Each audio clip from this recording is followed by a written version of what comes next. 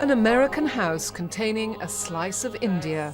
Here, north of New York, they keep alive the memory of one of the world's greatest spiritual teachers.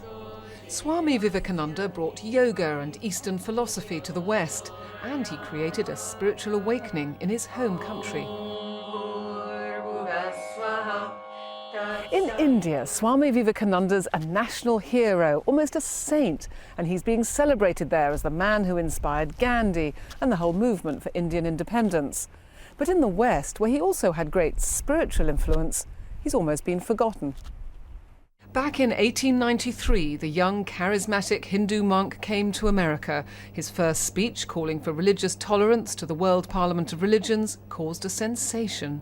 After the Parliament of Religions, and he gave a speech there, the women were just going for him over the benches, and this particular woman said, if he can withstand that onslaught, he is indeed a true saint. So 19th century Americans welcomed their first Eastern guru.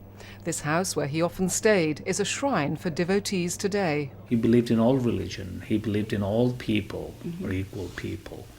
Even though he was Hindu. He didn't see color, he didn't see religion. And we all have so much to learn. It will generation will come that we have to learn and practice that. Without question thou shelterest us. Vivekananda packaged complex Hinduism for a Western audience and taught that God can be found inside everyone, an idea that's now commonplace. In a way, he was successful with his message, so much so that his name has been erased out of it, which I don't think he would have minded. That I don't think Swami Vivekananda was interested in perpetuating his name to all eternity. I think he was interested in having people wake up to their own divinity. Vivekananda died of untreated diabetes at just 39 years old. Many swamis and gurus have since come and gone, but here they believe he was a true mystic. Emily Buchanan, BBC News, Ridgely, New York State.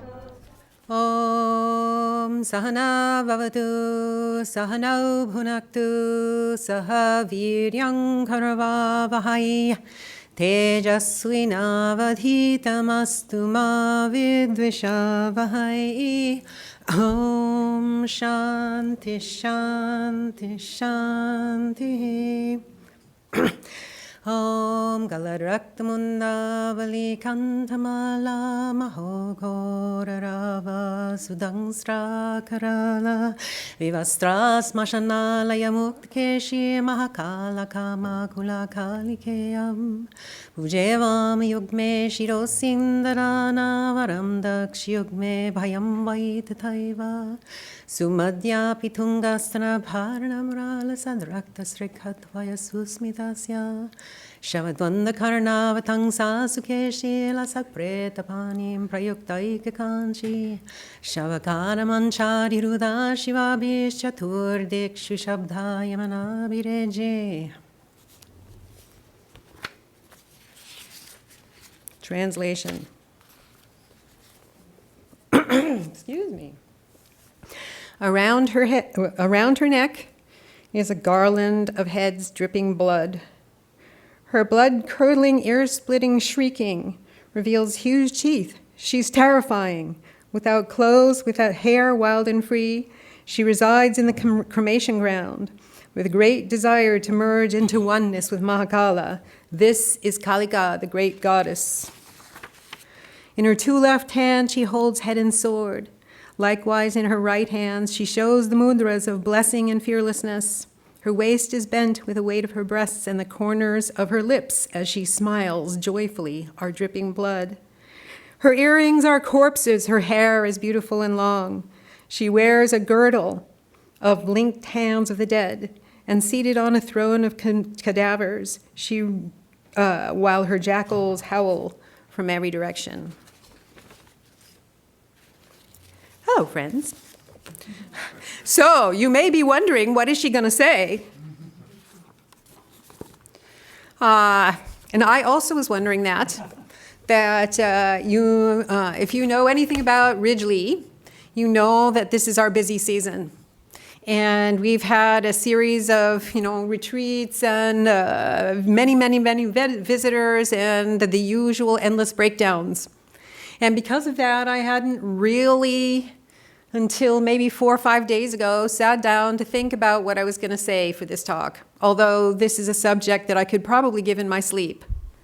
And so I was sitting at my desk and I looked at one photograph I have, a Kali Murti from Hollywood, and I said, "Okay, Ma, what do you want me to say?" And right at that exact moment, just outside my door on the porch, there was a big ruckus and a whoomp. And either an owl or a hawk came and snatched up a sparrow and flew away. And I said, "Okay, so you want it that way." And then, as if to make her point even more, that evening, I had just fallen asleep and was brutally awakened, is that right? But anyway, by this horrible cracking sound out in the back of the house.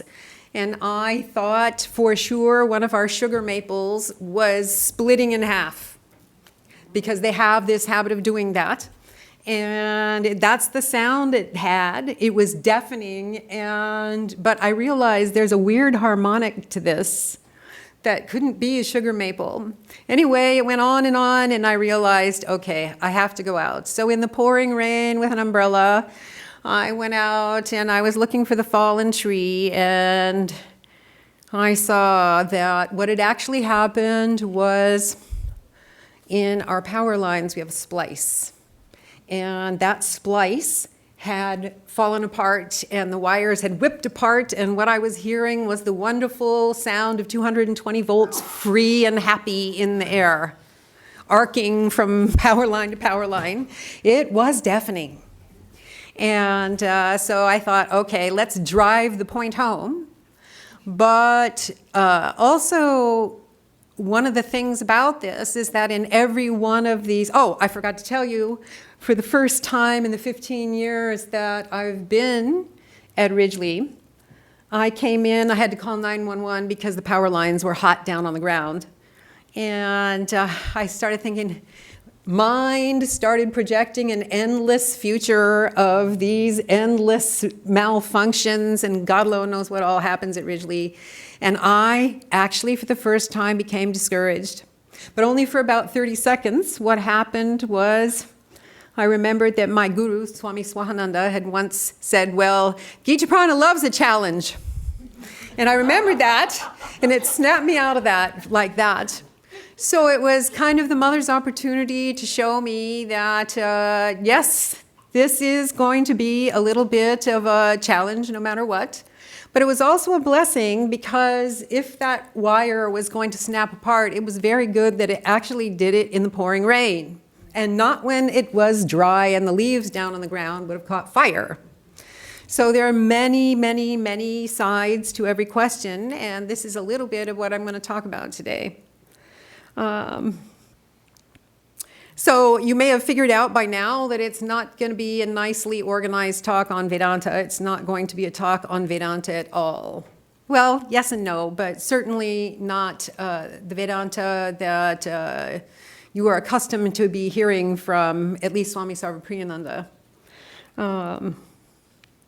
What I thought I would do is to try and give you kind of a glimpse into the loka, into the universe of all those of us who worship this mother.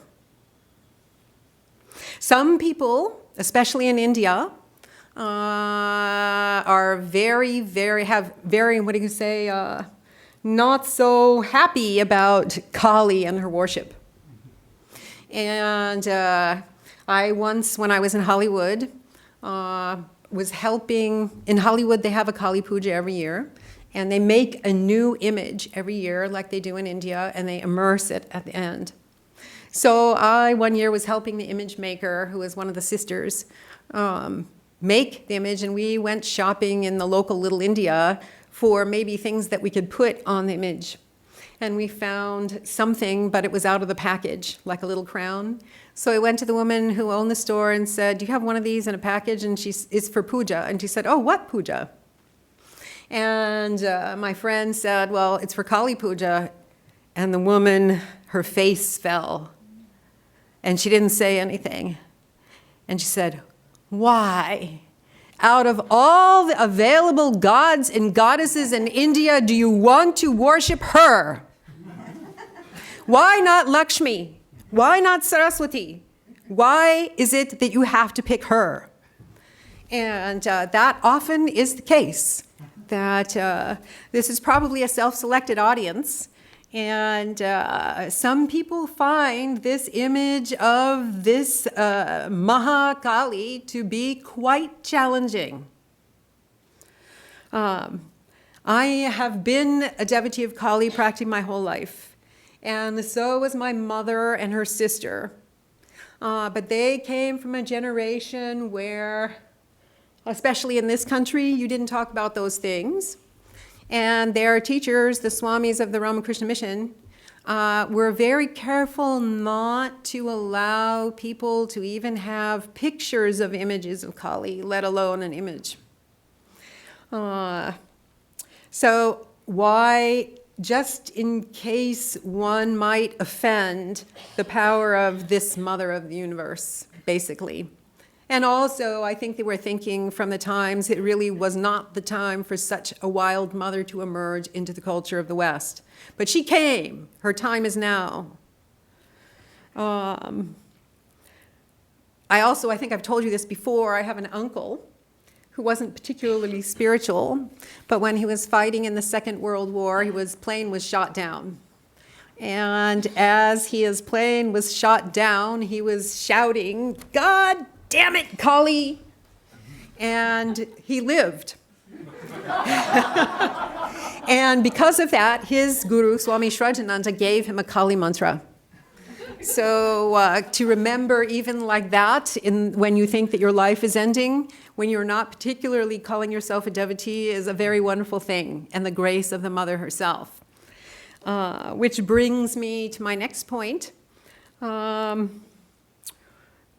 Like Sri Ramakrishna said, hemp smokers enjoy each other's company. So the Shaktas, the worshippers of the mother, also enjoy each other's company. And I've gotten to know many, many, many over my long, 40 years almost. And what I would like to tell you about these worshippers of the mother, the people who love this mother in particular, would not always fit nicely into a happy category of devotee. You know, if you have some kind of idea of what a devotee is, that they might fit into this category. But just as easily, they may be, and I have found this to be true, hugely creative, independent, eccentric, often renegade, and sometimes absolutely not very well behaved, according to our standards. But in other words, the mother loves all her devotees, not just the happy, well-behaved ones. So I know this, in every ashram there's this kind of idea of this is the good behavior and this is not. Well, these bhaktas of the mother might be the people that flout that good behavior. So, and nevertheless are so devoted. So that's the first thing to know about this mother. It doesn't matter who you are. She loves all her children. So that means I'll tell some stories later if I have time. So this world, this universe, is the mirror through which this mother views herself. And in those who identify themselves as devotees of this mother, a little more of her awareness begins to shine through more and more and more with greater clarity that eventually may cut through all pretension and pretense, because this is part of the image of Kali. She cuts through everything. The goal of the devotee of Kali is to know. And when I mean know, we have to be careful here. I don't mean to intellectually know. I mean to experience know. Is that distinction clear? Okay. So that she is the reflection. She is the mirror. She is the one looking in the mirror, and she is the act of looking. She is everything literally, and that means everything. So Sri Ramakrishna said Brahman and Kali are one. And it's really, really important to remember that to live in the world of the mother, we have to reject the conceptual dichotomy between form and formless. The great hang-up of every Vedanta society. That, I shouldn't probably tell you this, but the first Swami I ever knew when I was a kid, Swami Swananda, not Swami Swahananda, was a very good speaker. And he used to say, oh, it doesn't matter what I say and how I say it. I already know in advance what people are going to ask me after the lecture. Swami, are you talking about Nirguna or Saguna Brahman? And I thought he was being a little cynical at the time, but I have seen form and formless are two concepts that we constantly are stopped by and constantly get hung up by.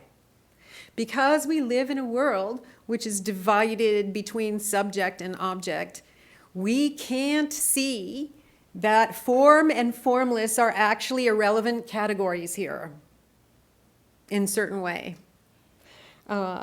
We have to drop it. And of course, you recall in the Gospel of Sri Ramakrishna, at least the Western, Swami Nikhilananda's version, in all of them actually, M's first conversation with Sri Ramakrishna had to do with this. And Sri Ramakrishna says to M, well, do you believe in God with form or without form? And M acts like without form is the only right answer. And if you haven't read this, you should go back and read it. Because I think, for one, that if it comes first in the gospel, it's really, really important. And Sri Ramakrishna said, oh, that's very nice, but never for a moment think that form is wrong.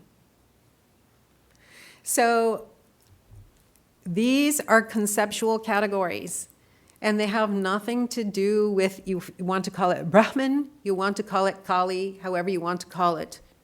So a Brahman and Kali are one. Kali is said to be, or any of the divine mothers, but in this case we're talking about Kali, is said to be the power of Brahman to manifest itself. And her name technically is Mahakali, great time, which also means great space because they go together. That's another conceptual dichotomy that we have that we can't take apart. She's everything. She is Brahman's power to be, to manifest every infinite possibility, sometime and some when. I mean, somewhere, some when, somewhere. Right? So we can't figure that out because we live in a linear time frame and we experience our life moment by moment. For the mother, it is all now and it is all manifest. And we don't even have even a beginning of some kind of conceptual apparatus to grasp this. So devotees, the mother, don't even try. That she is infinite. And she is not different than Brahman. This mother can suddenly reorder this entire universe if she wants to. She is not bound by time or space or causation. If she wants to do it tomorrow, she will. And she certainly can reorder suddenly the lives of her devotees. So, because we will never ever grasp the, what would you say, the vastness of this, the infinity of this. And Swami Vivekananda used to remind his devotees, please do not think that infinity is a huge number. Because it's not. It's not a number at all. Yeah, we cannot understand that with our rational mind. Her manifestation, which is infinite, this power, because we can't understand it, this mother in particular, and also her, what would you say, other manifestation, Durga Ma, are said to be capricious, playful. They like tricks. The manifestation is often described as a game, as a leela, which of course then we get caught up in that. What? You say this is a game? So to get a sense of this mother, we have to get a sense of her game. But I think first, let me just read.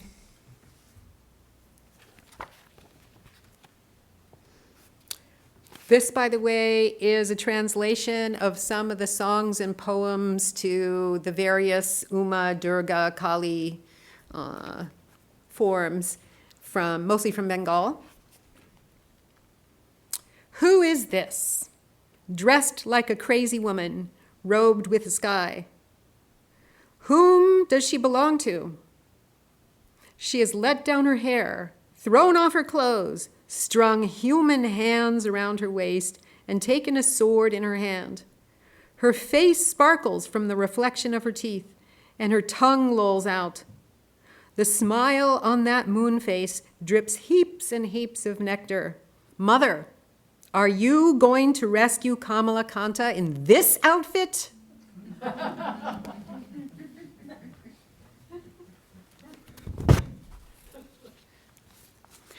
So we're going to examine her outfit, because that says a lot about the world of the mother. And we're going to consider her game, because this is how the devotees and the mother, like Kamalakanta, begin to see through the game. So we have to consider her form as Kamalakanta has just described it, and also as the seers describe it. All the deities in the Indian tradition have a form set for meditation purposes. And so Kali's is as I at first read. It's quite Halloween-y, I guess you could say. It's gory, and it's gora, and it's gory in English, gory, blood dripping down and blah blah blah blah, and it's kora in Sanskrit, meaning she is a fierce goddess. So, which may be where the word gory came from, but anyway. Okay, so first, in her traditional meditation form, Kali stands on top of Shiva. And there's all sorts of interpretations for all these things, but the most important one is to understand that she is not separate.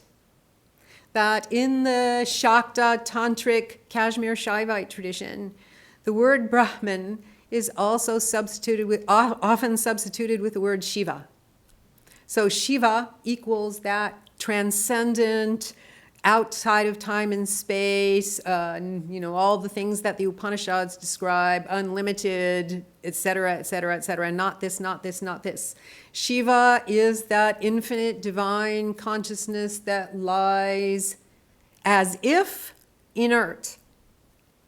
So Shiva, in the image of Kali, is as if a shava, a corpse. Why? Inert, not moving.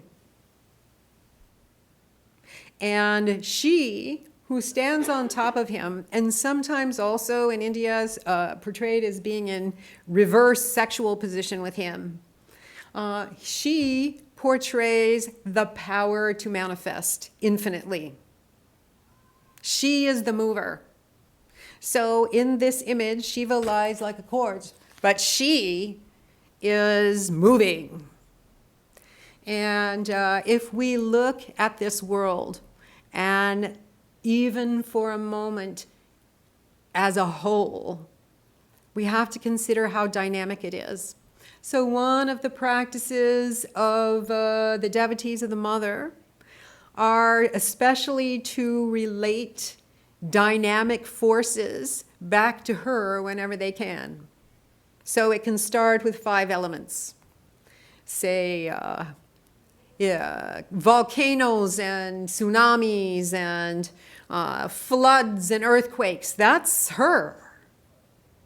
Let alone every other manifestation of air, fire, water, space, etc.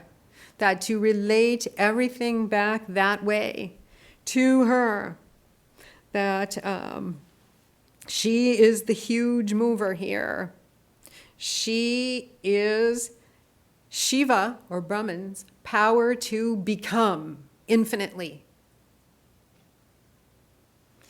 So the Upanishad says, it shining, everything shines. She is that everything. But she is, I'm going over and over this for a reason. She is not different from Brahman. There is no two, Advaita. We see it that way. She is Mahamaya, the power that separates Shiva from himself, separates, subject into object, separates pure Satchidananda, one consciousness, existence, bliss, into apparent infinite things. So she's as if Brahman's or Shiva's reflection in the mirror, as I said before. And so duality springs forth, the notion of duality. There's a subject now and an object. And I'm taking a huge philosophical system here and punching it into a little few sentences. So it could be a whole lecture. I think I may have even given talks like this before here. So duality springs forth. And what we see when we're looking at Kali standing on Shiva, he is light while she is dark. They appear to be two, but they are really joined. And in fact, there's no they there. Do we get that? There is no they. I'm talking like this, but there's no they. Kali has this form, but her true nature is formlessness, and I can tell you personally, I am totally convinced that's her favorite place to dwell. And the reason being is I also, when I lived in Hollywood, was the one that made the Kali images for the puja for several years in a row. And I would still be doing it, except I got transferred to Ridgely, because it was my favorite all-time sadhana. And I would start, the puja is usually in the end of October or November, and I would start in April. And, you know, the image will be about this high and all with all its decorations and jewelry and things by the time Kali Puja rolled around. So that was many months, and I treated it like a sadhana. That I would never go in there with my shoes. I would never go and eat and drink in there. It would be like a puja for me from the very beginning. And so you can imagine after about 4 months, and then there's Kali Puja. This is the first time I did it. Then after the first Saturday after the puja is when the image gets immersed. And so it gets taken out and immersed. And on a boat. And to make it more, to see something that you've related with for 4 months get thrown out, basically. and of course, to make it worse, the women from Bengal, they do not like throwing away the mothers, whether it's Durga Puja, whether it's Kali Puja. So there's an attitude of sadness there, and everyone comes to the immersion, and some of the women are weeping. And so anyway, it was time to throw this first mother that I made over the edge. And I was helping, they're really heavy, and I was helping one of the men to throw it over. And so she disappeared like that. And at the same moment, I got this flash. This is her form. She loves to return to the formless. That this is, whoom, back to the formless she went. And actually at the end of every puja, whether it's Durga Puja or Kali Puja, the very last part of the puja is what they call Visarjan, where we withdraw and ask the mother to withdraw back to the ocean of bliss. So she loves to do that because there's only one. That is her place of dwelling. And this also, but there is no also. We have to understand this. Think Ashtavakra Samhita. There is no also here. It is only her, or him, if you want to call. All right, so Kali, like Ganesha, like the god Ganesha, her form, we would say, is edgy because she is a mother of the edge. She's a threshold between this notion of form and formlessness. She's both. So devotees of the mother know that they have to search for the mother on the edge. And this does not mean bring yourself to the brink. It means that we cannot, especially if we've been practicing our spiritual practices for many years, we tend to pick the comfortable thing. We get into a routine and we do it. And maybe we do it by rote. Maybe we do it because we're comfortable, and maybe we think that we've been pretty good because we've been doing it all these years. But to encounter this mother, we need to take it farther. And the truth is, she's going to make you live on this edge. So we can't get too... comfortable is the only word that I can really say. That we have to always, the story that Sri Ramakrishna first told and then has been told many times, you know it already, about the woodcutter who is told to go forward, go forward, go forward. No matter what the consolation of our spiritual life, we need to always be moving forward. We need to be at that edge where form and formlessness no longer even have any relevance. Because ego loves to dwell in duality, that's what it's for. This is her way of manifesting. That through the ego and the mind, she has manifested this duality, and ego is there to make sure her game goes on. So she likes the game. As Sri Ramakrishna says, she doesn't like people to get out of the game too easily. So, but she does like people to outplay her in this game of Maya. So what does that mean? It means she will help. As long as we remember that she invents the rules and she can change them whenever she wants. Right? If you've had kids and they're under 5 years old, have you ever tried to play Monopoly with a child who's under 5 years old? I did this actually in school. For part of my schoolwork I was studying Piaget, the psychologist. And at the same time, some friends of mine, before I joined, ran a latchkey program, in other words, a daycare center for school-age kids. And so I had ample chances to test this. Get a group of kids together between the ages of 5 and 12, get out a Monopoly board and you will see this. The 3-year-old, they can't play, but let's say the 5 and 6-year-olds, they're not going to play by the rules. They're going to go as many spaces as they want, and the 8-year-old's going to say, no, it says the dice say 5. You can only go 5 if the dice says 5. But they'll go however many they want. And they'll skip squares that they don't like the color of. They will not play by the rules, and the 8 and 9-year-olds will say, you aren't playing, look, it says right here on the lid of the box. The rules.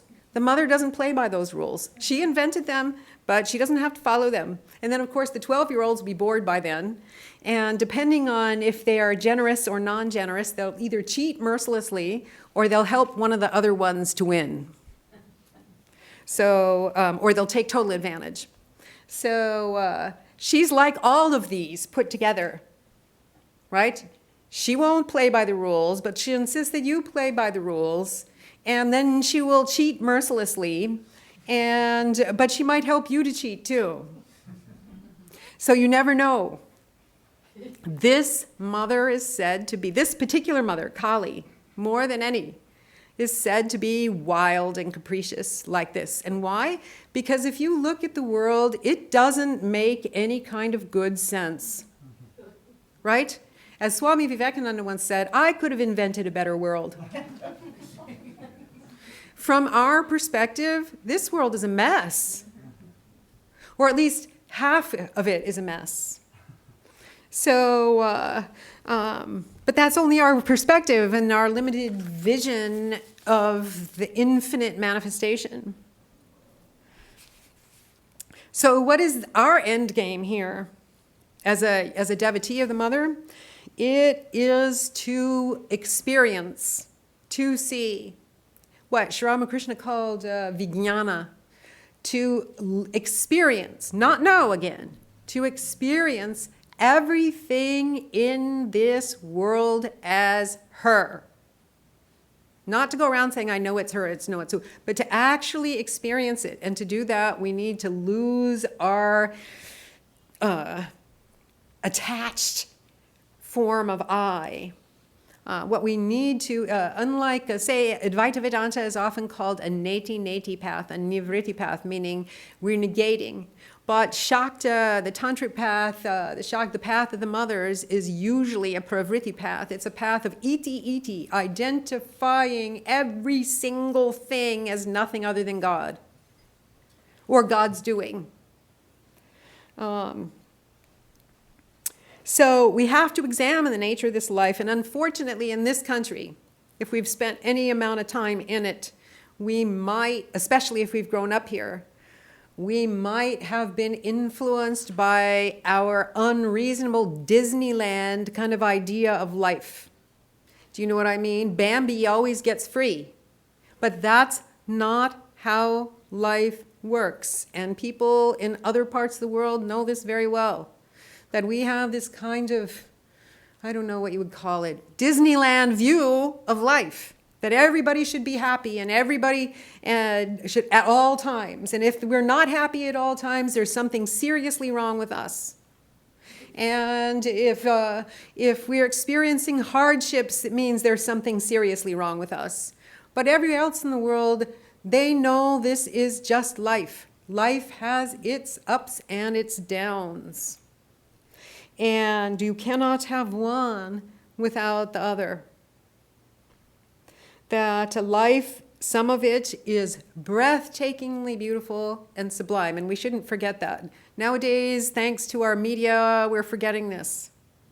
That there are beautiful things in this world. There are wonderful, breathtaking, beautiful, stunning things in this world. The natural world, the world of art and music and writing and whatever. The world of people doing wonderful things for the world and other people. That we never hear about. We hear about the bad stuff. We don't hear that twice as many good things happen. It's all her. And some of it, of course, is awful, as we all know. There's horrible stuff happening in this world, and it usually has to do with humans. That awful, and life lives on life. That's the condition of this Mahamaya game. In the mother's game, every being is seeking its own advantage. Every being is I. That I wants to preserve itself, so it seeks its own advantage, and inevitably there's going to be clashes. It can't be any other way. So we should never underestimate the power of this mother. We can dress her in a sari and jewels, and we can anthropomorphize her in any way that we want. And this happens a lot, ma this, ma that. And this is fine. You can dress this wild mother in a sari. You can buy her jewels and act as if she's your own mother. But we also have to remember that she is the power of hurricanes and volcanoes, and we have to respect that. I think this is the key to worshiping this particular mother. That why worship this dangerous mother? There's no problem with this, but we have to respect that she is that mighty power of the universe, and just the same, she can be our very own. So she's war, she's genocide, she's famine, she's sickness, and she's death. So we have to, as well as seeing the beauty, understand that also in this Maya, she is everything. So in the Murti, she has two sides in the image. She's got a right side and a left side.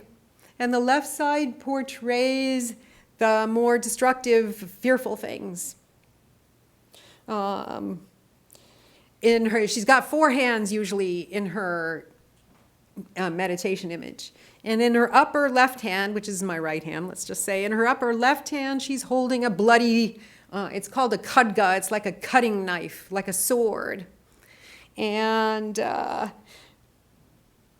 she is that time. And what does time do?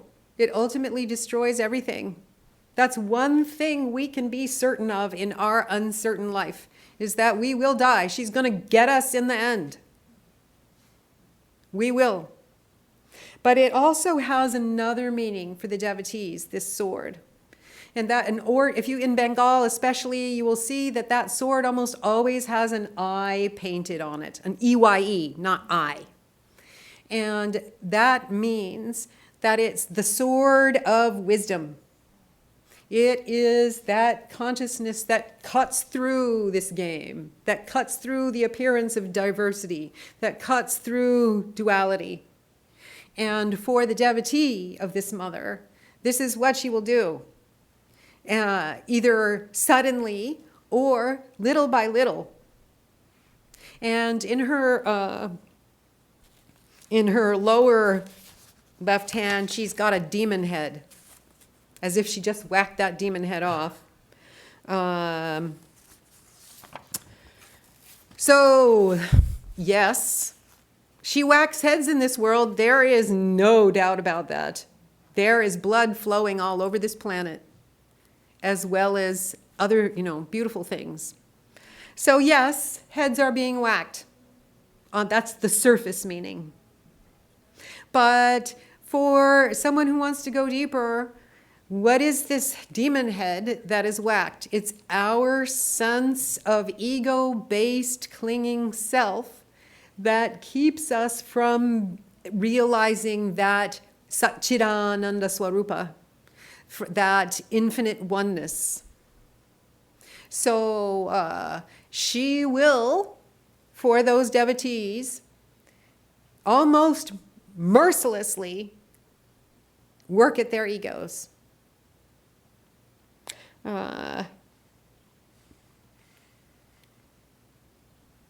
So she is the death of the sense of separateness and the ego in the mind, which perceives self and other. And demon head means our self-oriented destructive tendencies, the ones that we keep saying, why do I keep doing that? the things that drive us to get ourselves in trouble, the hatred, the anger, the pride, the arrogance, the clinging, the fear, which brings me to her other side. So her other side is the benign side. If she could, this mother could be said to be benign. It's portrayed by this side, the right side. And I, as a left-hander, I'm sorry to say, there's a little bit of left and righty going on here, but the right side, in her upper left hand, here is the secret. She's telling us how to get out of the game. Be fearless. She's holding the mudra of fearlessness. So,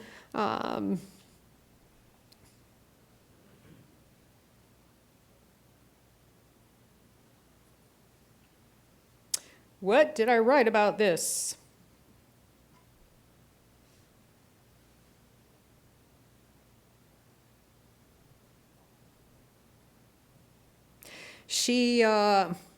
How do we cultivate fearlessness? Through, each one of us will do it differently, but through cultivating the opposite. Instead of anxiety and catastrophizing and all these things that we do, we need to cultivate the sense of awe and wonder and curiosity. That if all the devotees of this mother that I know, that's one thing they have in common. That they're pretty fearless, and they're fearless because they relate everything to her and are interested and curious, like, okay, if you are curious and you have some sense of wonder and awe and respect, that will automatically start to diminish fear. And then again, her lower hand, her lower right hand shows the boon of giving boons, the mudra of giving boons.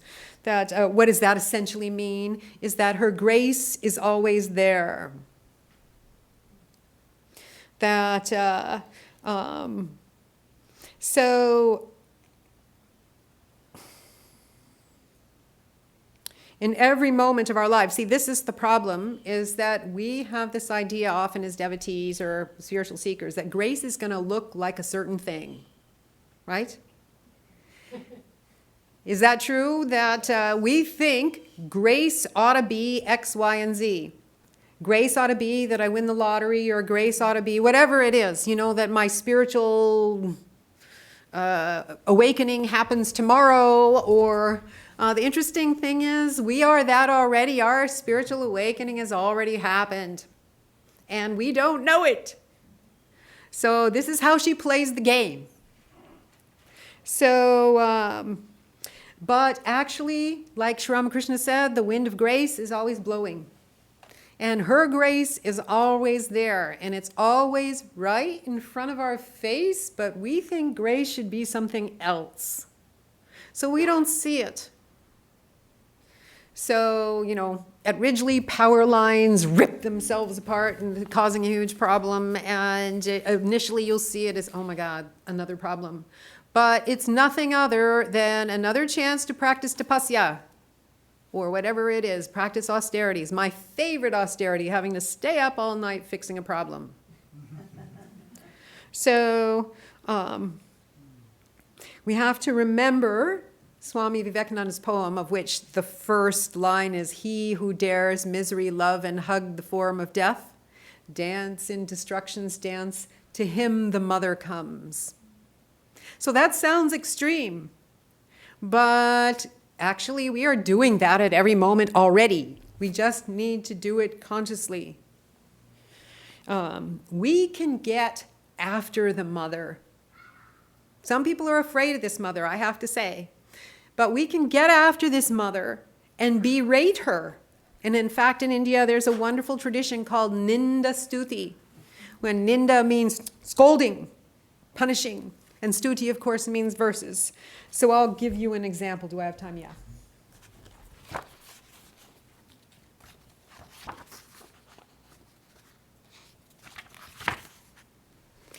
Can someone called the daughter of a stone meaning Himalaya.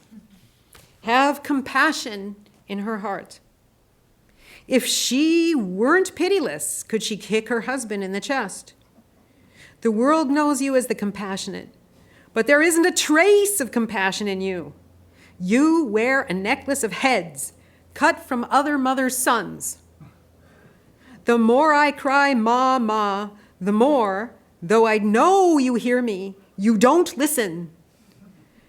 Ram Prasad gets kicked for no reason. Still, he calls out, Durga, Durga. So that's an example of an Nindastuti, that you can berate, now look, what are you doing, mother? And as a matter of fact, I can attest to the fact that it works. That I was in Hollywood during the Northridge earthquake.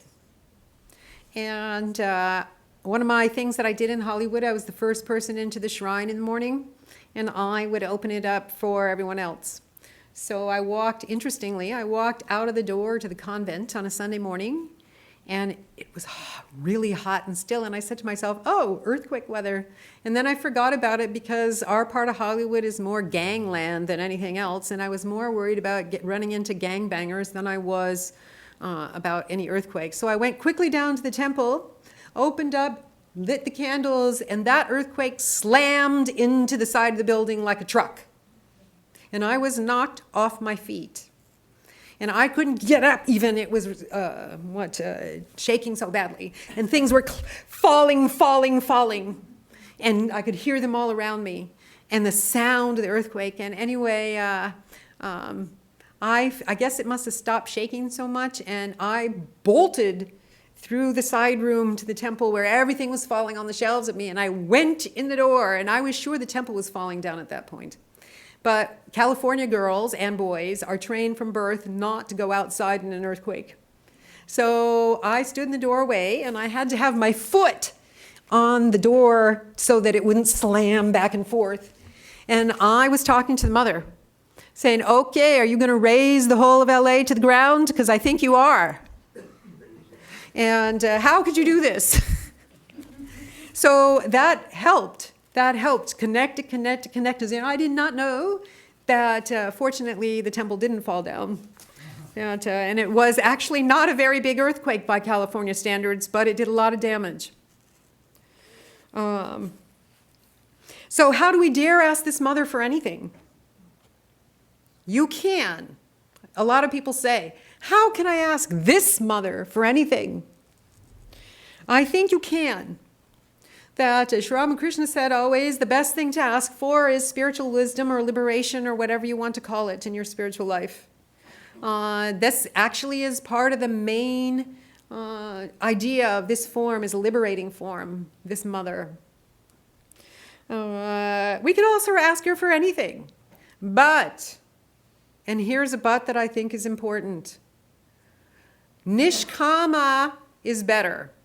Asking for others. Nishkama means without a desire of my own, except for possibly liberation. But even if they aren't nishkama, even if they're little things, I think you can go to this mother with her sword and her heads, as long as you remember that you are talking to the mother who orders the universe at the same time. And there has to be some respect. What I'm saying is, don't make this mother into a minimized thing. You know, she ain't your mommy. Meaning mother, not uncle. And yet she is.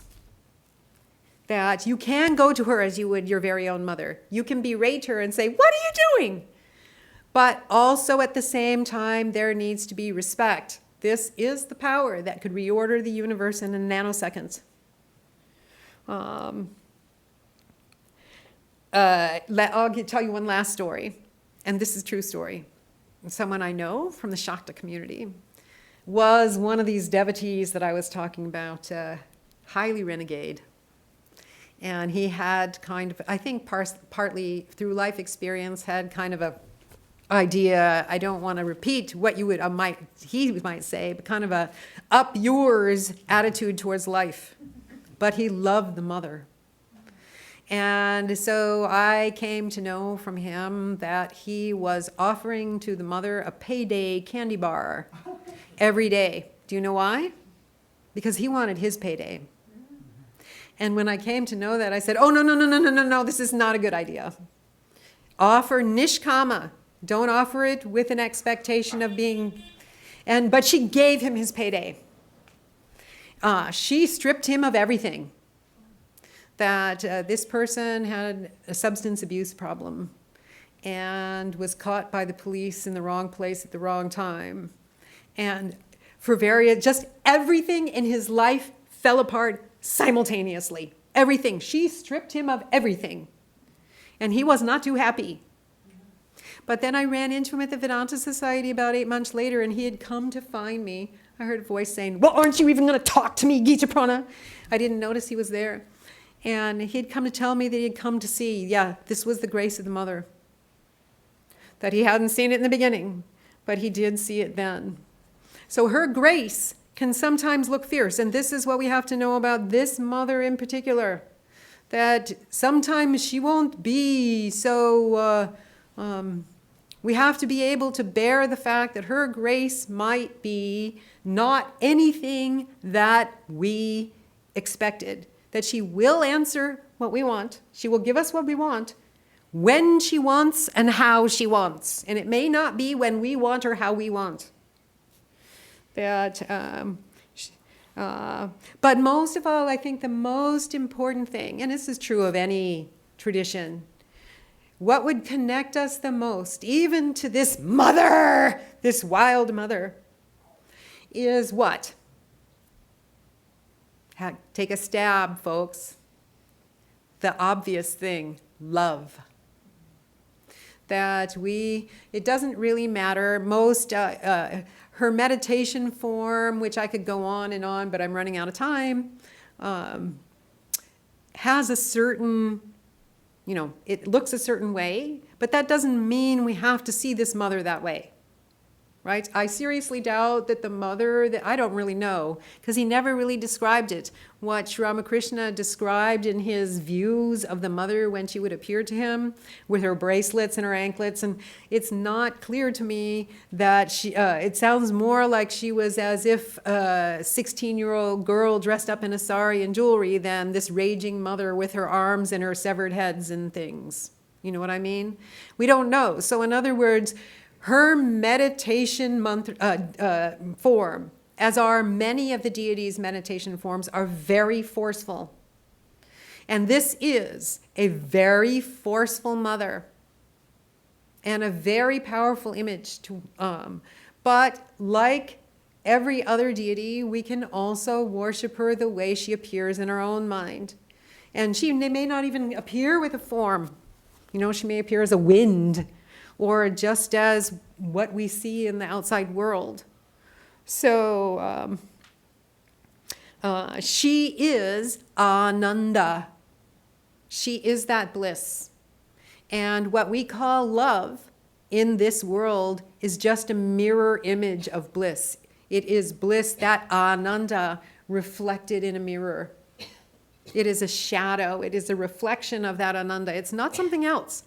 So Sri Ramakrishna, again, who I consider, by the way, the best guide to worshiping the Divine Mother, and above all others, Sri Ramakrishna, the way he trained people was to say, well, you have to love God. And if they say, I didn't love God, he'd say, well, who do you love? Whom do you love? What? Whom do you love? And they would start there. In the same way, even this mother with her look, we can start anywhere. We don't have to start with that kind of fierce-looking dhyana image, meditation image. That whatever we love, connect it to the divine. And the next thing we love, connect it to divine. Because that love is the connection for the path of those who take a Pravrajika path, the iti path of connecting everything to the one, rather than saying, no, the one is not this, not this. That it has to be done with love. You can't just do it intellectually. There has to be, because that love that we feel is nothing other than that Ananda of the mother looking at herself in the mirror. That we think it's our love. And that is the connection that always has been there and always will be there. Because as we know, there's only oneness. So love is how that oneness shows through in this world. And so that is the key, really. Love and fearlessness to playing the game of the mother. And ultimately, I think the Shaktas, they don't care to get out of the game. They only care to love the mother and to see her in every moment. And ultimately, of course, what that means is getting out of the game, right? When the ego falls and it's only her, the player has won, at her whim, by the way. And yet we have to play.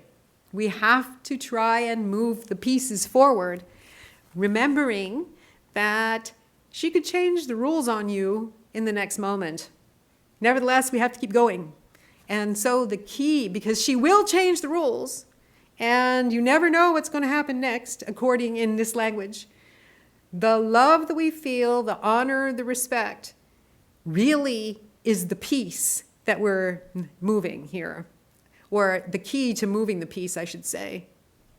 Yeah, is that clear? It's the way that the one as if loves itself through us. And so with that, I think I'm out of time. Can you take some questions? Yeah, sure, I'll take some questions. Who dares? Yeah.